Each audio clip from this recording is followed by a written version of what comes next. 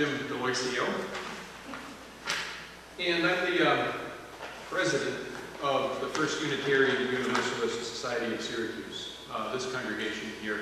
Been a member for 24 3/4 years, but who's counting, right? We're a mid-sized congregation. We peaked at about 220 members about 8 years ago. We're about 107 now. We went through the healthy congregation just this past year. It was a very significant turning point. All congregations, I think, that embark upon the Healthy Congregations Smart Church program are in different places. We were in an extremely different place. 7 years ago, this is our story, my version of our story. 7 years ago, this church was torn asunder. To make a long and ugly story short, and not to be overly melodramatic, there was a period of time when the board, acting on advice that the district later admitted was ill-advised, concealed from the congregation the fact that they were in negotiations with our minister of 16 years for his resignation. Due to various plot twists, this period of time, which most of the congregation was kept completely in the dark about the board's actions, lasted over 3 months. It created a schism between the congregation, a small group of people that knew one thing about the future of the congregation, and the rest of the congregation that didn't really know anything other than the strong ministry that they saw from the pulpit. So it was an incredibly stressful time for the board. And when word got out about this schism, chaos ensued in the congregation. Many people felt their trust had been betrayed. The congregation eventually was forced to vote on the minister's dismissal. We didn't vote to oust the minister, but the vote was so split that it eventually led to his leaving. And then the healing started, and it took a long time. The years following were very difficult.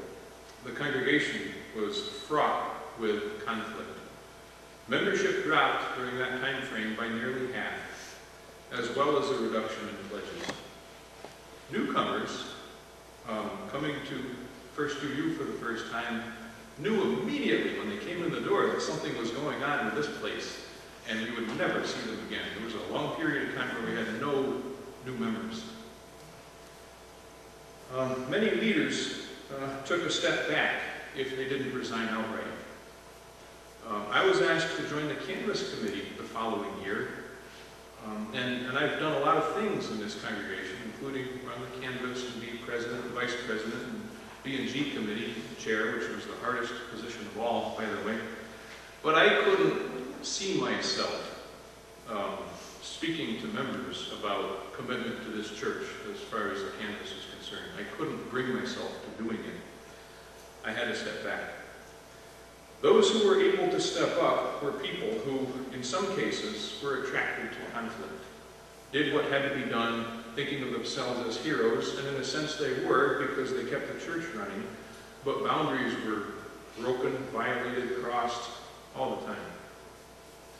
Board meetings, congregational meetings, and forums were frequently argumentative and unpleasant. A series of board members resigned from the board because that's not what they signed up to be in terms of leadership. There was an overall lack of trust in the congregation. We were stuck. We were not getting better. 6 years went by, 7 years went by. We passed policies that some people thought would prevent the problems of the past from occurring, including what I consider to be draconian special rules for congregational meetings. I now know, because of the Healthy Congregations program, that such an approach to addressing issues can be called a technical solution rather than a more appropriate adaptive solution. The big issue, the elephant in the room, reconciling our history with what happened years ago, wasn't being addressed. When I became president-elect, I reached out to Connie Goodgren, the current district executive.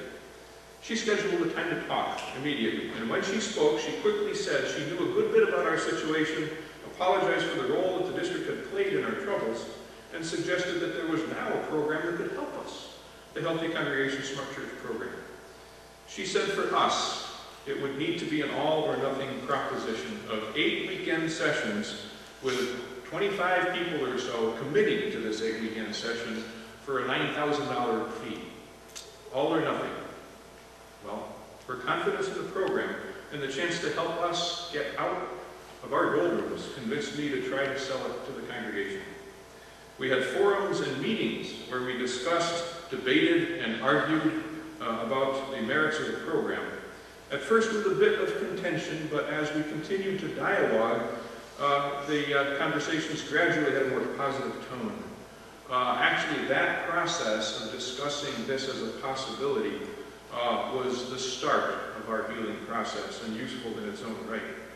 By the time we voted to expend the funds to pay for the program, we had begun to relearn how to talk to each other again. We were on the path. So one of the arguments against the program is that we wouldn't be able to get enough participants to commit to the 8 weekends of Friday evening and Saturday sessions. We quietly distributed sign-up sheets at meetings, and 30 people signed up without any direct solicitation. This indication of commitment in the health of the congregation, 25% of our membership, was great to see. I don't know if our consultants, Kathy and Karen, realized what they were in for. They taught us a tremendous amount of information about church and group dynamics. But something else was happening too. We were learning how to be a congregation again. Several people in our congregation were concerned that the program would focus on the events of 7 years ago. Despite the fact that we had not gotten over the trauma, they wanted to simply look forward and not focus on the past. Well, the program didn't focus on the past, but much of what we learned was, in fact, in relation to our history as a congregation. You can't avoid your history. It included the ongoing development of an annotated timeline of the congregation. As in life, history is inescapable. Kathy and Karen didn't focus on it, but the events of 7 years ago and the events that led up to the catastrophe informed every session. There were some challenging moments. At several times, especially near the beginning of the program, there were some heated discussions where we were exploring the differences in our individual perspectives about what happened in the past. The facilitators did not pull away. They let us stay there and dialogue and reconcile and share our perspectives. It led to more than one personal reconciliation of what our story was and what happened. That was mine. The program packs in a lot of training.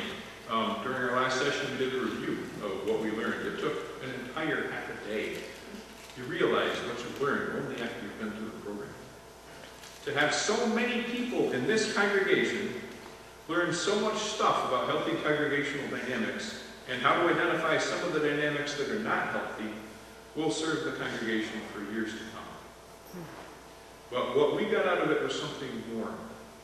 We, the leaders, they kept calling us that, who participated in the program, now understand our recent history in a more unified way, rather than from the radically different perspectives that we had before.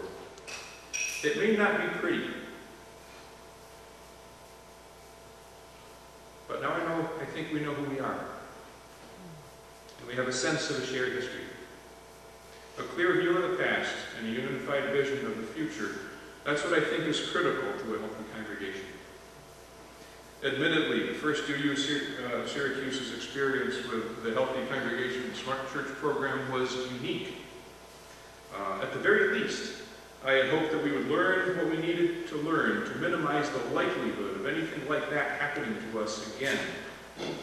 Looking forward, we want to not just get back to where we were 8 years ago, but we want to become a truly healthy and vital congregation that goes beyond what we have ever accomplished before.